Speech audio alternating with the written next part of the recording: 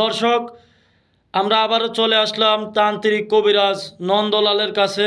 ওনার একটা ভিডিও আগেও আমরা তুলছিলাম আমাদের চ্যানেলে।